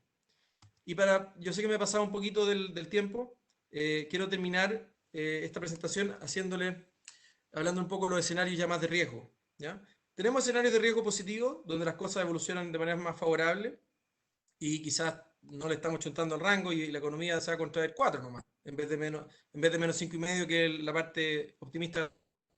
Yo creo que eso hoy día ya tiene menos probabilidad. Ya eso quizás tenía más probabilidad cuando todavía no sabíamos bien cómo evolucionaba el virus, eso ya va perdiendo probabilidad en el margen. Y hay eventos más negativos, por cierto, ¿ya? Y la última lámina de la presentación me gustaría mostrarles la analogía del refalín, ¿ya? ¿Y cuál es la analogía del refalín? La analogía del refalín es lo siguiente. Tomemos todas las recesiones económicas del mundo desde 1900. ¿Ya? Y en el gráfico de la eje X, del horizontal, grafiquemos la contracción del primer año. ¿Ya? Entonces, por ejemplo, esta es una contracción de 10% del PIB el primer año, esto sería 15, acá sería 20. ¿Ya? Y el eje de la ordenada, el eje Y, el eje vertical, muestra el crecimiento acumulado del primer y segundo año. ¿Ya? Entonces, un país que cae en una recesión, pero el año siguiente crece prácticamente lo mismo que cayó el primer año, tendría un crecimiento acumulado en los 2 años de cero. ¿Ya? O sea, es verdad que se cayó, pero se recuperó. Eso es lo que nosotros proyectamos para Chile esencialmente. ¿Ya? Pero ¿qué es lo que muestra este gráfico? Muestra que eso tiende a ser verdad en las recesiones que son relativamente chicas. Esos son los puntos azules. Esas son todas las recesiones que el primer año la economía se contrajo menos de 5%. Entonces, si la contracción fue menos de 5%, es más probable que la recuperación sea, por decirlo así, completa el segundo año, ¿ya? Y esto tiene una pendiente más cercana a cero. Pero cuando nos vamos deslizando en el refalín y nos vamos a contracciones más fuertes, esto ya no es cierto, ¿ya? En general, cuando los países ya se caen más de 5%, países que se contraen 10 o 15%, el nivel de caos es tal que el siguiente año la economía no se recupera. Y por eso la pendiente, de hecho, en promedio, el segundo año la caída es más fuerte que el primer año. Entonces, esto, teoría del refalín, a mí, ¿qué me dice de esta recesión? Me dice, mira, primero no creo que se dé en este caso. No creo que se dé porque estos episodios son todas crisis económicas en el fondo. Son desbalances que los países tenían, crisis financieras que se fueron juntando con el tiempo, ¿ya? Y eso como que de repente explota y deja este nivel de daño.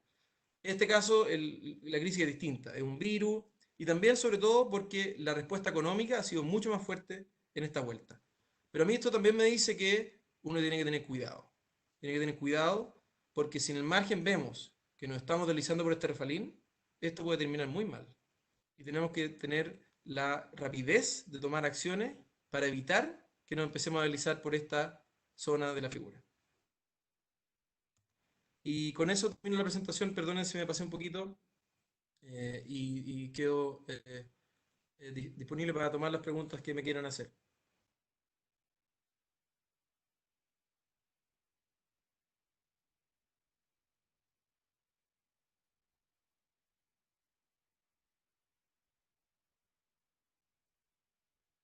Muchísimas gracias, Elías, por la presentación. Dejamos espacio ahora a las preguntas, comentarios que quieran hacer.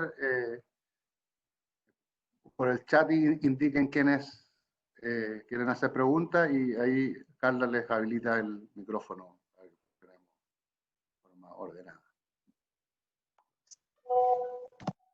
Nicolás había solicitado la palabra. Nicolás, ¿ya puedes hacer la pregunta? Hola,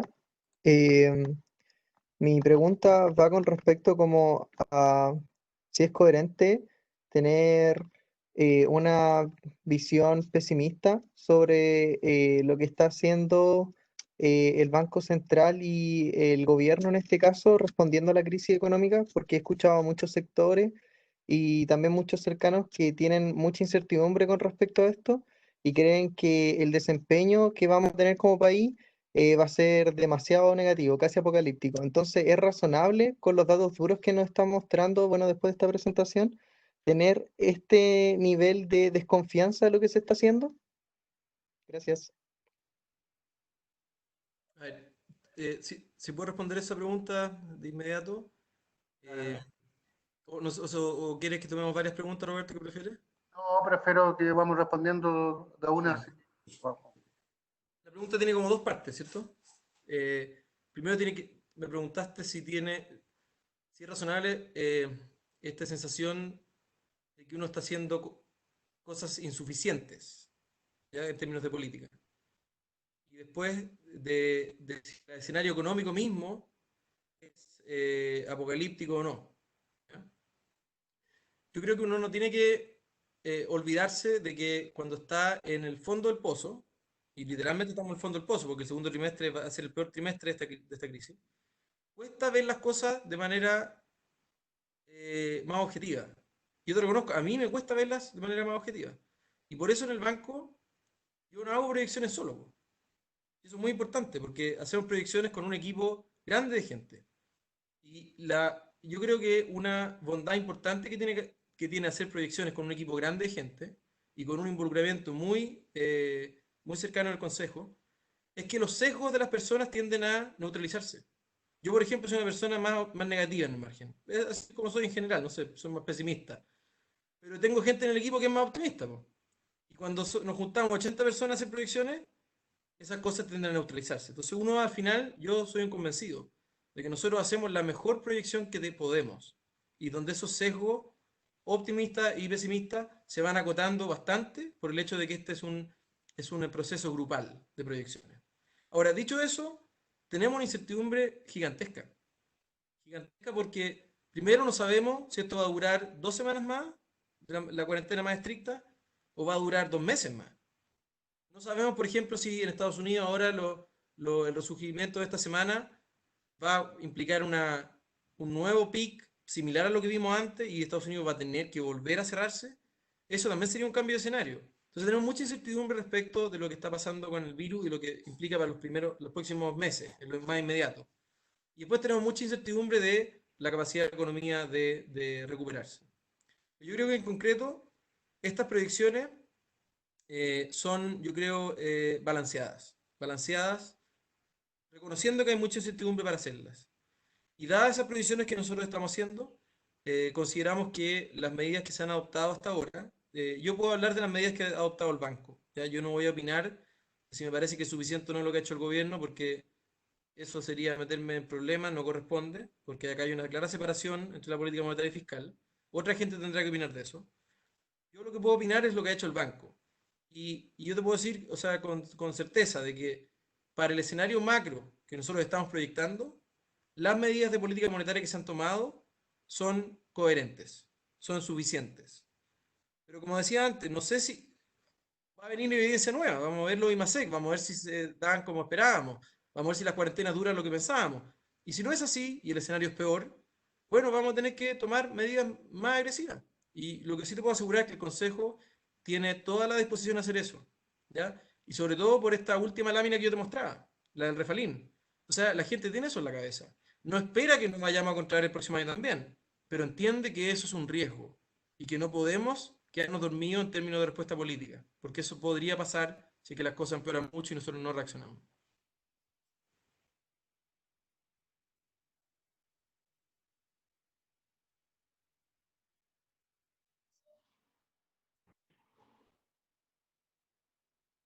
La pregunta de Vania igual. Sí, mi pregunta iba por el lado de la banca privada, porque cuando partió la crisis, o sea, la crisis del el virus en realidad, se hablaba en algunos medios de que la banca no estaba haciendo tanto caso a las instrucciones como del Banco Central. Entonces mi pregunta va a qué otras herramientas tiene el Banco Central que podría usar para asegurar que la baja de la tasa afecte a los préstamos que hacen los bancos. Em, Solo primero para aclarar, el Banco Central no tiene la autoridad para exigirle nada a nadie, ¿ya? La banca comercial opera como operan otras empresas, tienen un objetivo de maximizar utilidades y hacen crédito en la medida que vean que el retorno a hacer ese crédito en valor presente, ¿cierto?, es mayor a cero. Y hay varias variables que se meten ahí. Se mete el riesgo de crédito y por supuesto entra el costo de financiamiento de esa plata. Entonces, ¿cómo? Lo único que el Banco Central puede, en el único margen que el Banco Central puede operar en esta explicación que te estoy dando, es reducir las tasas que implican el costo de fondeo de estos bancos. O sea, estos bancos, ¿dónde sacan la plata para hacer estos préstamos? Bueno, el Banco Central se la ofrece a niveles muy bajos. Después, ¿qué es lo que haga exactamente el banco? Bueno, nosotros no podemos operar en eso. Pero hay dos cosas para tener en mente. Lo primero es que, eh, históricamente, si uno mira la evidencia empírica, cuando el Banco Central baja tasas, los créditos comerciales, los créditos hipotecarios, los créditos de consumo, bajan básicamente uno a uno. ¿Ya? No es inmediato, tiene algún grado de rezago, depende exactamente qué tipo de crédito es, pero eso se da en la práctica. O sea, si nosotros bajamos la tasa, en la práctica van a bajar las tasas hipotecarias, van a bajar las tasas de consumo y van a bajar las tasas de créditos comerciales. Y de hecho esa baja es más o menos uno a uno. ¿Ya? Por supuesto, los niveles de la tasa no es la misma, porque el Banco Central le presta a un banco comercial, el nivel de riesgo de ese préstamo es bajísimo, pero cuando el banco comercial le presta plata a una empresa chica que no tiene venta hace 2 meses, el riesgo es grande. Entonces uno tampoco puede esperar que ese banco le preste la plata a la empresa sin un spread, ¿cierto? Porque tiene que haber una compensación por la probabilidad que la empresa no le pague. Entonces es razonable esperar que las tasas a las cuales se endeudan las empresas son más grandes que la tasa que le provee financiamiento al Banco Central. Y hay otra cosa que considerar, y es que los créditos COVID, que son estos créditos que ahora en los cuales se va a condicionar la segunda parte de esta línea de financiamiento que les explicaba, que está dando el Banco Central. En estos créditos COVID, eh, el gobierno está dando garantías, ¿cierto? Pero pone como condición tasas máximas. O sea, para los bancos comerciales, si el banco comercial está prestando esta plata a una empresa bajo el crédito COVID, eso por un lado lo hace acceder a la garantía del Estado. ¿Ya? Entonces eso baja el riesgo de manera considerable. Y segundo, le da acceso a la línea de financiamiento del Banco Central. Pero le ponen como condición, y esta es una condición que pone el gobierno, no nosotros, le pone como condición un máximo, un nivel máximo de la tasa de préstamos, que está en torno a 0,3%, una tasa bien baja. Entonces, Yo creo que esas dos cosas, el hecho de que históricamente las bajas de tasa del Banco Central se traspasan a distintos tipos de créditos, y el hecho de que estos créditos COVID tienen una cláusula de tasas máximas, están haciendo, y de hecho lo podemos ver ya en los datos, que los créditos se están otorgando a tasas bastante más bajas. No solamente tasas bajas, sino que son créditos que tienen un periodo de gracia. Ya no tienen que pagar en los primeros meses, ¿cierto? Porque, bueno, las empresas están muy afectadas, entonces no se puede esperar que empiecen a pagar los créditos eh, relativamente luego. Ahora, esa no es la única medida del banco y tú tienes razón. Esa medida tampoco llega a todo el mundo, ¿ya? Porque estas son medidas básicamente para que la banca financie empresas más pequeñas, pero que son las que se pueden acoger a los créditos COVID. Pero cuando el Banco Central, y acaba la segunda medida que nosotros tomamos, que es la medida de compra de activos, de bajar estas tasas largas, de largo plazo, cuando el Banco Central toma medidas para bajar las tasas a largo plazo, eso repercute en el costo de financiamiento de empresas grandes también, ¿ya? Porque esas empresas emiten bonos, se financian no con la banca, sino que emiten bonos, y en el margen cuando bajan las tasas largas, bajan también las tasas a las cuales se pueden endeudar las empresas grandes. Entonces, ese otro canal por el cual las medidas del Banco Central empiezan a alivianar la situación financiera de las empresas. También esto aplica para los hogares, para los créditos hipotecarios. O sea, no me... las tasas de los créditos hipotecarios van a bajar ahora por estas medidas que está implementando el banco. Así que vía esos dos canales, los programas de crédito específicos y la compra de activos, el banco está apoyando este proceso de recuperación al aliviar las condiciones financieras y proveer más liquidez. Tenemos otra pregunta de Terry.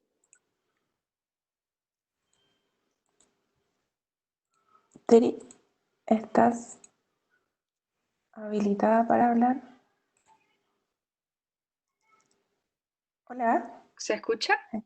Sí, sí se escucha. Ya. En verdad tenía dos dudas. La primera va en relación a la bolsa, porque claramente las acciones han bajado y han habido una pérdida bastante grande. Entonces, ¿por qué no sería como mejor como cerrar la bolsa? Eso es lo que no entiendo, como en vez de evitar pérdidas, ¿por qué no solo cerrarla y quedar como en cero?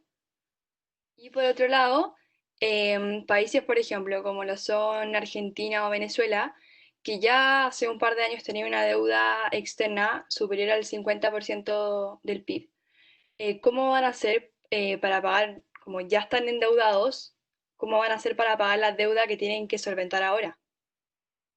Claramente Chile tenía ahorros de años pasados que, no sé, había tenido buenas producciones de cobre y lo va a poder solventar mediante eso y parte de deuda. Pero ¿qué van a hacer países como Venezuela, que creo que indudablemente ningún país le va a querer prestar dinero? Eso. Bien. Mira, súper buena tu pregunta de la bolsa. Hay, yo diría, dos razones para no cerrar las bolsas, ¿ya? La primera tiene que ver con el hecho de que las bolsas y los precios activos en general dan información, entregan mucha información de lo que está pasando. Y de hecho, lo que no ha dicho la bolsa, es verdad que está afectada por los programas de liquidez de los bancos centrales, etcétera. Lo que no ha dicho la bolsa, sobre todo la bolsa de Estados Unidos, pero también en otros países, es que si bien la crisis es fuerte, todavía hay expectativas de que la economía se va a recuperar el próximo año. Porque si no, la bolsa estaría 50% por abajo hoy día. Entonces, hay un rol de información importante de la bolsa. Pero más directo y más importante que ese rol de información es que, bueno, la bolsa es una colección de precios de acciones, ¿cierto? Y las empresas emiten acciones para financiarse. Entonces, si tú cierras la bolsa, las empresas no pueden emitir acciones. No pueden emitir acciones porque la gente no tiene una referencia de a qué precio comprarla. Entonces, eso yo creo que tendería a empeorar el problema mucho. Si uno corta ese rol informacional y corta, más importante todavía, ese rol de poder acceder a capital que implica el hecho de poder emitir acciones, ¿ya? Entonces, yo creo que cuando vienen malas noticias, pucha, hay que dejar que los precios lo muestren nomás. Pero cerrar bolsas es una mala política en general.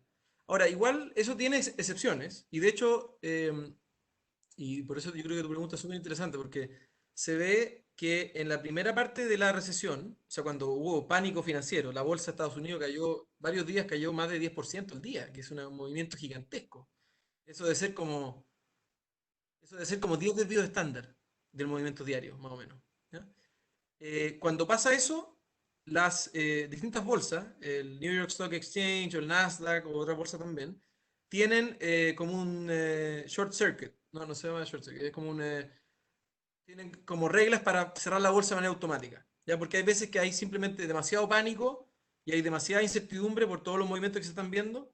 Y cuando cae demasiado la bolsa, hay un corte. Ahora, el corte no dura todo el día, ya dura un rato, como que la gente se calma un poquito y está viendo ya a ver qué es lo que está pasando y se vuelve a renovar la bolsa. Entonces, ha ocurrido en esta recesión y en recesiones pasadas que la bolsa puede suspenderse por un tiempo, pero estoy hablando de tiempos cortos, un par de horas, quizás se puede cerrar por un día, pero en general, por las razones que te di antes, las bolsas no están de manera permanente. Respecto a tu pregunta de los niveles de deuda de países más problemados. A ver, yo creo que hay países muy problemados, o sea que de frente no pueden pagar su deuda. Eso incluye, bueno, Venezuela hace rato, mucho antes del COVID. Venezuela ya no tiene acceso a los mercados financieros. Argentina, que ya está básicamente en default y está renegociando su paquete de deuda, y esto venía antes del COVID también. Pero después tenemos muchos países del Caribe, países en África, que necesitan la ayuda de organismos como el Fondo Monetario Internacional para poder hacer frente a sus niveles de endeudamiento, incluso antes del COVID. ¿Ya? Entonces, este episodio le está pegando muy fuerte a esos países. Y lo que ha hecho el Fondo Monetario y otras instituciones es, en el fondo, negociar paquetes de ayuda, ¿ya? Y coordinar también negociaciones entre los acreedores de esta deuda, inversionistas, y los países que tienen estas necesidades. Que al final del día, a ver, estos países que ya estaban muy endeudados en el margen, y que estaban como siendo apenas capaces de cumplir su deuda, ya de frente no son capaces. Con 2 años o sea, con una recesión fuerte un año y una recuperación parcial el próximo, eso deja una posición muy empeorada, entonces difícil que puedan pagar la deuda. Y de hecho, lo que típicamente ocurre es que, bueno, esos países renegocian y no pagan la deuda completa. Ahora, creo que un aspecto importante de tu pregunta también es que eso tiene implicancias, ya tiene implicancias para las regiones que están afectadas. Y yo creo que esa es una de las razones por qué Latinoamérica, y eso no se lo mencioné en la presentación, pero ayer, por ejemplo, salió el update de proyecciones del Fondo Monetario Internacional. Y la región que más corrigieron a la baja, y de hecho es la región con menos crecimiento mundial esperado, perdón, con menos crecimiento esperado para este año, es Latinoamérica. Y parte importante de la explicación tiene que ver con tu pregunta, ya que son países que están ya endeudados, que por lo tanto hace que los inversionistas no quieran invertir mucho en ellos y estén experimentando fugas de capital importantes. Entonces les pega por todos lados a estos países, les pega con precios de commodities más bajos, les pega porque sus niveles de deuda aumentan y la percepción de riesgo aumenta, y además porque tienen el virus pegándoles más fuerte que otros países. Entonces, por esas razones, incluyendo el tema de la deuda, Latinoamérica es la región que se espera un menor crecimiento para este año de todas las regiones del mundo. Muchas gracias, Elías.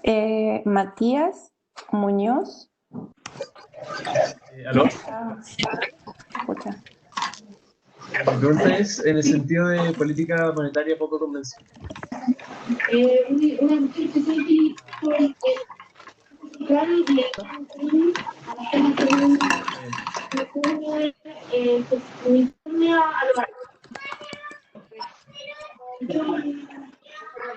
¿Elías? ¿Aló?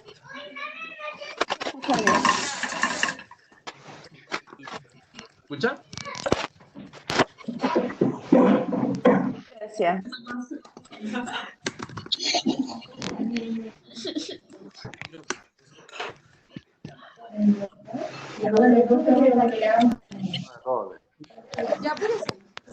¿Y el tuyo no va a almorzar? Ahí sí, ahora sí. Ya. Sí, Matías.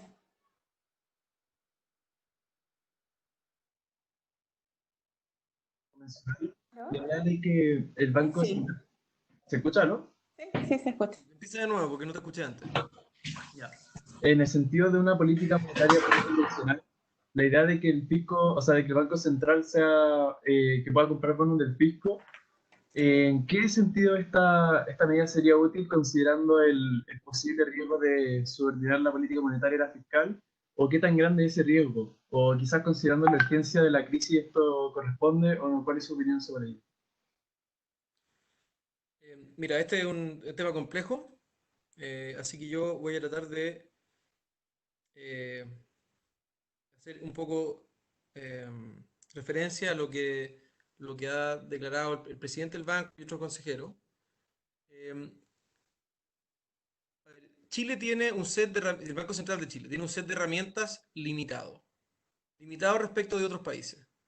¿Ya? En la mayoría de los países se permite, sobre todo los países desarrollados, se permite que los bancos centrales, de hecho, los bancos centrales hacen política monetaria normalmente, no con los papeles de ellos, no con los papeles del Banco Central, lo hacen con papeles del fisco.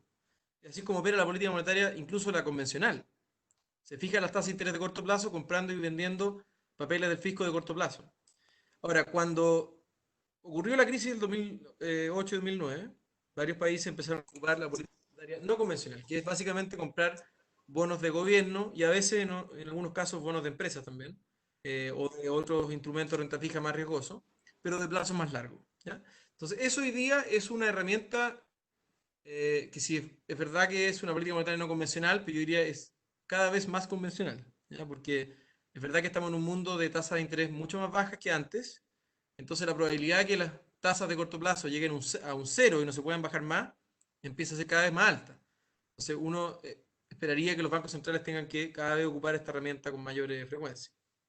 Ahora en Chile, yo creo que por buenas razones se había prohibido esto en el pasado, pero eso en un contexto donde veníamos saliendo de una época de dominancia fiscal, o sea, donde teníamos niveles de inflación altos en Chile, que también era el caso de muchos países emergentes, porque básicamente la política monetaria financiaba el fisco. ¿Ya? Y cuando se pasó esa ley, ese cambio constitucional, se le prohibió al Banco Central comprar deuda al fisco en el mercado primario, pero también en el mercado secundario. ¿Ya? Entonces, por eso es que el Banco Central de Chile tiene esta figura bien rara, que es que hace política monetaria con sus propios instrumentos. Ahora, en la crisis actual, la verdad es que nosotros no podemos descartar, por toda la incertidumbre, todos los antecedentes que he mencionado en la presentación, no podemos descartar de que tengamos episodios de pánico financiero nuevos. O sea, para hacer un ejemplo concreto, los casos, hoy día la bolsa está cayendo de nuevo, no la he visto en el último ratito, pero cuando empecé la presentación ya iba cayendo la bolsa en Estados Unidos más de 1% en el día. Hace 2 días cayó cerca de 3%. La semana pasada también cayó cerca de 3%. Hay mucha volatilidad. ¿Y por qué? Porque hay una probabilidad alta de que haya una segunda ola del virus. ¿Ya? Y la gente está muy atenta a qué es lo que ocurre en Estados Unidos con esto. Entonces, yo te voy a decir, a mí lo que me preocupa mucho es que en los próximos meses veamos básicamente, no sé si llamar una segunda ola o una primera ola del virus que nunca se controló bien, y que la economía tenga que irse a un lockout de nuevo por 2 o 3 meses más. ¿Por qué me preocupa eso? Porque ya la artillería la tiramos. Los bancos centrales y los gobiernos ya tiraron la artillería. Entonces, ¿qué pasa si hay que hacer esto de nuevo? Entonces, mira, puede haber pánicos financieros de nuevo. Entonces, ¿qué va a ocurrir en una situación como la que estamos en Chile? Que ya tenemos perspectivas muy débiles de actividad, tenemos perspectivas de empleo, de desempleo bastante alto y más persistente que antes. Imagínate que a esa mezcla le echamos benzina en la forma de un pánico financiero. ¿Ya? Y las tasas de interés que hoy día están en niveles relativamente bajos gracias a la acción de la reunión de política monetaria el otro día, en parte. Imagínate que ahora esas tasas suben, ¿ya? Y suben muchísimo, y el costo de endeudamiento de la empresa sube muchísimo, y los costos de los créditos suben muchísimo. O sea, esto se va a empeorar mucho. Entonces yo, para ser pragmático, o sea, nosotros necesitamos estas herramientas. ¿Y cuál es la razón? El refalín. Para mí esa es la razón. Y yo por eso puse esta figura en la presentación. O sea, nosotros no podemos darnos el lujo de no tener las herramientas para lidiar con un posible nuevo pánico financiero que ocurra en los mercados internacionales. Porque si a esta mezcla de debilidad le añadimos un credit crunch, le añadimos costos financieros para las empresas y personas en las nubes, esto ahí nos vamos a empezar a deslizar por esa parte de la pendiente alta del refalín. Y ahí esta crisis se transformó en una crisis mucho peor. Entonces, esa es una cosa pragmática. Ahora, yo entiendo las aprensiones que hay. Esta ley se pasó por una razón. Pero yo creo que hoy día Chile está en otra situación. O sea, Chile hoy día en los países emergentes es, o sea, en general en los países en todo el mundo, es de los países que menor nivel de deuda pública tiene. Es verdad que tenemos más deuda que antes, pero tenemos los niveles de deuda neta de los más bajos todavía en el mundo, dentro de los países con bajo nivel de deuda. Si uno mira, por ejemplo, el cross-section de países, ¿ya? Mira indicadores de credibilidad en la política monetaria o los spreads que se le cobran a los papeles de gobierno, ya que te mide como el riesgo que se le asigna a la política fiscal, la verdad es que no hay una correlación entre los países que pueden comprar, los bancos centrales que pueden comprar bonos al fisco y su nivel de riesgo. ¿Ya? De hecho, yo diría que al revés. En los países relativamente desarrollados, donde se percibe un riesgo bajo, y esos son los países que justamente hacen política monetaria con esto. Porque no, el hacer política monetaria con esto no eleva significativamente el riesgo de que los países, que los gobiernos no puedan pagar su deuda. Ahora, también tengo que ser como intelectualmente honesto aquí, en el sentido de que este es una pregunta del $1.000.000.000, o más bien debe ser como de los 60 trillones de dólares de altura, ¿ya? De todos los bonos que se han comprado, en el sentido de que no es una pregunta que está saldada, ¿ya? O sea, puede ser, uno no puede negar, puede ser que en el futuro efectivamente los países, mira el caso de Estados Unidos lo que ha emitido el fisco este año lo ha comprado la Reserva Federal. Entonces uno dice, ok, quizá uno debería preocuparse un poquito de esto. Pero yo creo que en el caso de Chile, nosotros estamos lejos de una situación así, lejos.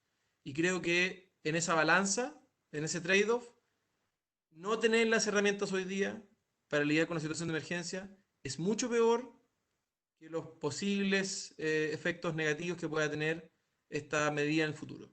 Ahora, una manera de protegerse de eso, y de hecho la reforma que se está discutiendo actualmente en el Senado tiene esta cláusula, y es que tiene que haber una mayoría de 4 consejeros de los 5 del banco, o sea, es una mayoría tremenda, para activar esta cláusula, que es una cláusula que se dejaría solo para casos de emergencia. O sea, esto no sería política monetaria convencional para el Banco Central de Chile. Y no sería fácil de aplicar en otras circunstancias. ¿Por qué? Porque se necesita tener al menos 4 de los 5 consejeros.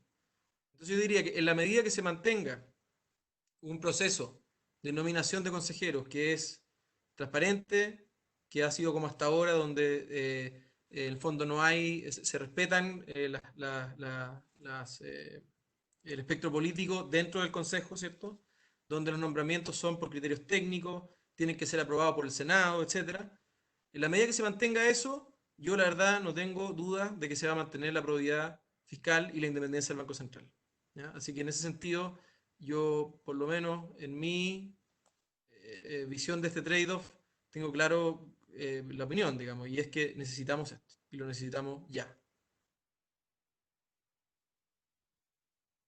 Vamos con la última pregunta de Francine.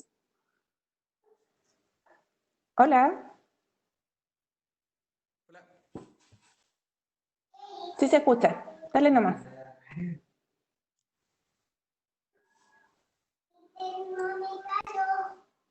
¿Aló? Sí, se escucha. Dale. Parece que no. No se escucha.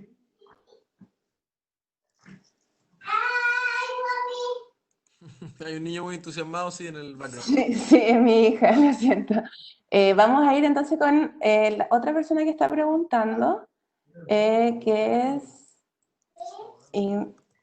Ignacio. Ignacio, estás habilitado con el micrófono. Hola, buenas. ¿Se escucha? Sí, se escucha. Buenas. Mi pregunta es que estas expectativas están todas basadas respecto al COVID. Me gustaría saber, es probable, o sea, que esto se acabe el próximo año, o sea, con alta probabilidad, creo yo. De ahí, yo siento que no se habló, por ejemplo, de la crisis social. Sé que es un tema distinto, pero ¿cómo va a ser abordado eso el próximo año? Porque yo siento que apenas se acabe, esta crisis como por pandemia, podemos pasar a cierta, ¿cómo decirlo? Volver a lo que pasó, por ejemplo, en octubre o noviembre en términos económicos, ¿cómo se va a enfrentar eso? Creo que un tema que se espera volver como a una normalidad, algo más estable, pero no sé cómo vaya a funcionar eso adelante y qué piensa el Banco Central de eso. Mira, ese es uno de los como escenarios de riesgo que, por supuesto, uno discute, ¿ya? Nosotros en las proyecciones que tenemos, eh, en ese rango de proyecciones que les mostré hoy día, no tenemos nada de eso.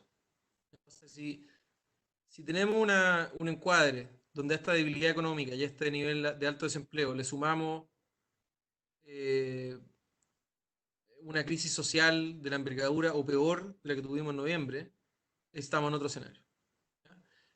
Pero mira, yo acá creo que el banco tiene que ser un poco más neutro, en el sentido de, bueno, en la medida que esas cosas se empiecen a ver, uno tendrá que hacer escenarios de acuerdo a eso. Y eso fue lo que pasó en diciembre. En diciembre nosotros hicimos un ajuste tremendo de las proyecciones. No tan grande como este, porque bueno, no estaba el COVID todavía. Pero nosotros pasamos de proyectar crecimiento en torno al nivel de largo plazo, o sea, de 3 para arriba, 3,5, a crecimientos bien bajos, en torno a 1%, un poquito menos. Y eso es por la crisis social. Y en ese IPOM se habló de eso, se dieron los antecedentes, se hicieron escenarios. Eh, nosotros, es verdad, como tú dices, tiene mucho más foco en el COVID, prácticamente no se menciona la crisis social, pero yo creo que ese es un buen punto. O sea, si a esto le sumamos lo segundo, entonces tendríamos que cambiar nuestro escenario. Ese sería un escenario de riesgo, porque piénsalo así, sería un triple golpe a muchas empresas y a muchos puestos de trabajo. Primero, el golpe de la crisis social, que no fue inocuo. O sea, yo sin meterme en el tema político detrás o por qué ocurre esto, simplemente como siendo factual de las consecuencias económicas que eso tuvo. O sea, eso le pegó a muchos sectores de manera fuerte. ¿Ya? Y las empresas tenían, o muchas empresas tenían holguras, y esas holguras se ocuparon. Y ahora viene un segundo golpe, que es el del COVID. Y ya las empresas ya más mal paradas que antes. Las pocas holguras que quedaban se ocupan. Cuando no quedan más, se va y se pide préstamos si es que te los dan. Y con eso ya tenemos un escenario como el que les mostré hoy día. Ya un escenario negativo, un escenario que obviamente implica que va a haber algún grado de quiebra y pérdida de empleo significativo. Pero ese escenario todavía tiene una recuperación. Si a eso sumamos una crisis social, bueno, obviamente no podemos pensar en una recuperación como esta. Eso sería imposible, porque ya sería un tercer golpe. ¿Cuántas empresas pueden salir paradas de eso? O sea, ¿cuántos puestos de trabajo se pueden mantener después de eso? Entonces, es una gran pregunta. Ojalá que tengamos la capacidad como país no sé, de salir de esta crisis caminando, conversando y logrando acuerdos, porque si no se puede hacer eso, esto va a ser mucho peor.